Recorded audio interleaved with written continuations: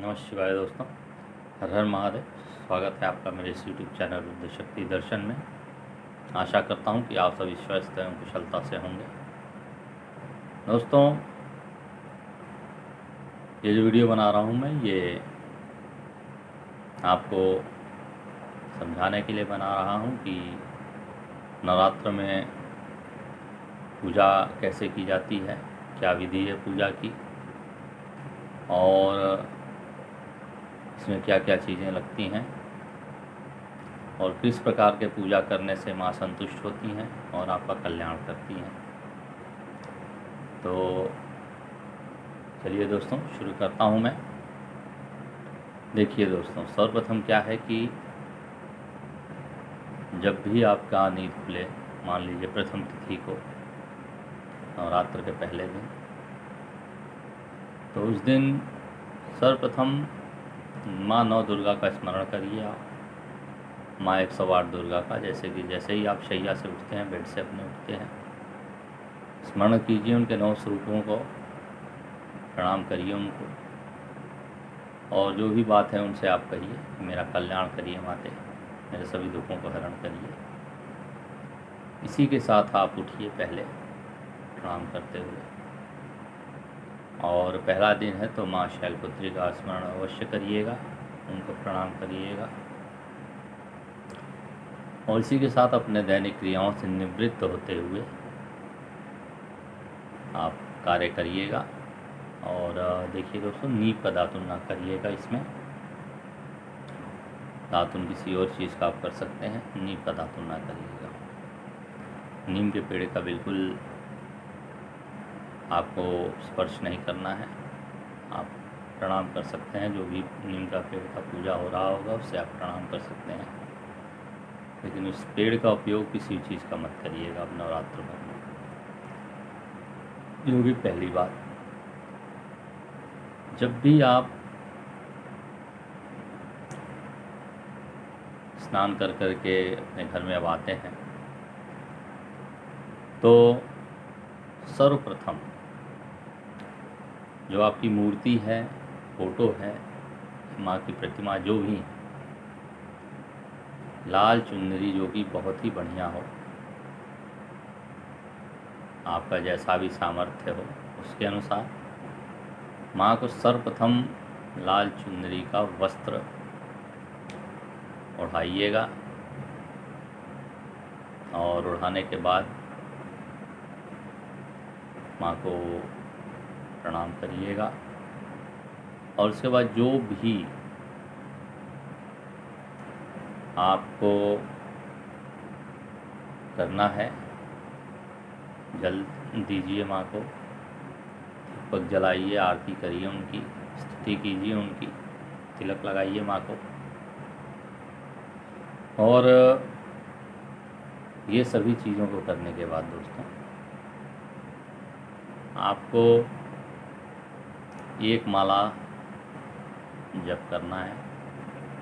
पहला दिन है माँ शैलपुत्री का, तो माँ शैलपुत्री का जप कर लीजिएगा। दूसरा है माँ ब्रह्मचारिणी का, तो उनका करिए। ऐसे ही जो जो माँ का दिन आता है वैसे वैसे आपको जप करना है। और अगर आप कलश की स्थापना करते हैं दोस्तों, तो कलश पे भी एक दीपक अवश्य जलाते रहिएगा हमेशा।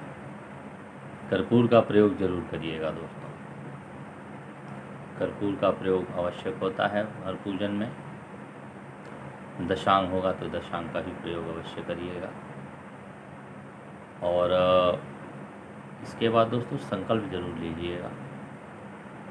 संकल्प होता क्या है, जैसे कि आप का नाम, कहाँ रहते हैं, क्या गोत्र है आपका, और मान लीजिए 9 दिन के नवरात्र व्रत कर रहे हैं तो उसका आपको संकल्प लेना है, ले लीजिए। या प्रथम दिन या 9वें दिन का व्रत करना है, उसका संकल्प ले लीजिए।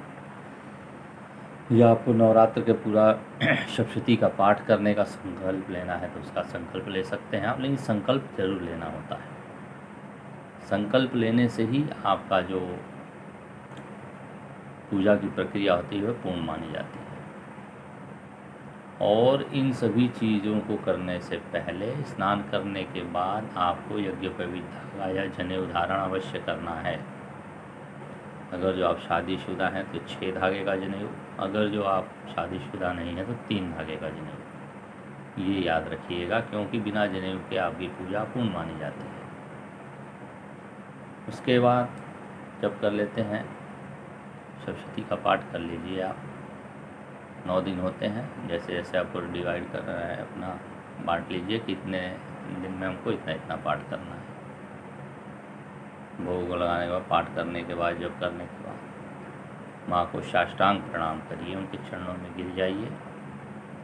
और उसके बाद आपको जो कुछ भी मांगना है, आपका जो भी कष्ट है, आपका जो भी दुख है, माँ से कहिए साष्टांग प्रणाम करते हुए। और जब ये सभी प्रक्रियाएं आप कर लें तो अंत में क्षमा प्रार्थना जरूर करिएगा, क्योंकि जो भी लोग होते हैं एक से प्रकांड विद्वान हैं, उनसे भी त्रुटियां होती हैं। तो क्षमा प्रार्थना जरूर करिएगा कि माते हम अज्ञानी हैं, हमें पूजा पाठ की कोई विधि का ज्ञान नहीं है, इसलिए मेरे द्वारा की हुई पूजा में जो कोई भी त्रुटि होती हो तो उसके लिए मैं बहुत ही क्षमा चाहता हूँ आपसे। अपने इस बालक को क्षमा करिए, अपने इस बालिका को क्षमा करिएगा। इतना कह देंगे तो आपकी जो भी त्रुटि हुई होगी पूजा में वो माँ क्षमा कर देती हैं और आप पे अत्यधिक प्रसन्न होती हैं। उसके बाद यही प्रक्रिया आपको शाम को भी करना है।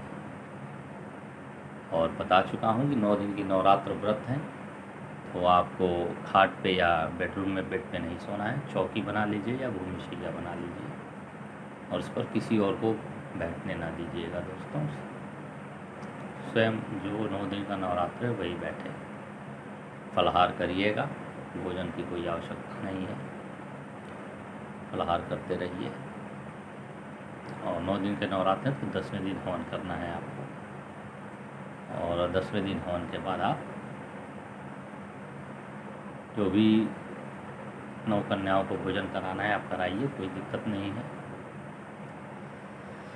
तो ये बहुत ही प्रक्रियाएं जटिल होती हैं दोस्तों, लेकिन सरल भी होती हैं, आराम से आप कर सकते हैं, इसमें कोई हानि नहीं है। धीरे धीरे आपको पूजा में जल्दीबाजी बस नहीं करना है, धीरे धीरे आप करते रहिए और करते करते आपको ज्ञान हो जाएगा। हवन करने के बाद आप पंडित जी को दान दक्षिणा अपने अनुसार दे दीजिए। और अंतिम दिन ये सब करने के बाद जो हवन की राख होती है दोस्तों, उसको आप हर घर के कमरे पे लगा दीजिएगा। और जो बची हुई राख होती है दोस्तों वो पैर से ना टच हो। जो पूरे घर के दीवार को, बाहरी दीवार जो आपके घर की है, उसको पूरा भभूत लेकर के माँ का जो हवन का है पूरा घेर दीजिएगा अपने घर को। वो एक रक्षा कवच का काम करता है। और जो भी पूजन की फूल हुए वो या दिया बाती जो भी होती है या भभूत जो बच गई है राख हवन की, उसको ले जा कर के पवित्र जल में प्रवाहित कर दीजिएगा। पैर नहीं लगना चाहिए, गलत जगह पे वो नहीं गिरना चाहिए, नहीं तो वो हानि देता है। तो ये सब प्रक्रियाएं नवरात्र में आपको करना आवश्यक है और इससे करने से आपका बहुत ही लाभ होगा। जैसा जैसा मैं बता रहा हूँ वैसा करेंगे तो आपका कल्याण हमेशा होता रहेगा और आपको माँ का कृपा आप पर बनी रहेगी। ये सब अगर जो जैसे मैंने बताया वैसे आप पूजन करते हैं और उद्यापन करते हैं तो अंतिम दिन उद्यापन करने के बाद अपने सभी बड़ों को प्रणाम अवश्य करिएगा, सभी का आशीर्वाद ले लीजिएगा। क्योंकि ये देखता हूँ कि अधिकतर लोग पूजन के बाद अपने बड़ों का प्रणाम नहीं करते, जो कि गलत है। हर पूजन के बाद, किसी पूजा के समाप्त होने के बाद अपने बड़ों का प्रणाम करना आवश्यक होता है, बड़ों का आशीर्वाद लेना बहुत आवश्यक होता है। तो आशा करता हूँ कि मेरी ये वीडियो आपको समझ में आएगी और इसे आप अपने पूरे ग्रुप में अधिक से अधिक शेयर करिएगा दोस्तों, जिससे कि सभी को नवरात्र का सही पूजन करने की विधि पता हो सके और कोई भी त्रुटि ना कर सके। और जो जिसको पूजन का थोड़ा भी ज्ञान नहीं है वो भी आराम से स्वयं अपना पूजन कर सके। और मेरे इस चैनल को अधिक से अधिक देखिएगा, मेरे चैनल को सब्सक्राइब करते रहिए दोस्तों, लाइक करते रहिए वीडियोस। आने वाले समय में बहुत ही वीडियोस आपको अच्छी मैं जानकारी वाली बना कर देने वाला हूँ। इसी के साथ मैं ये वीडियो समाप्त करता हूँ दोस्तों। हर हर महादेव, नमः शिवाय। धन्यवाद दोस्तों, जय माता दी। धन्यवाद दोस्तों।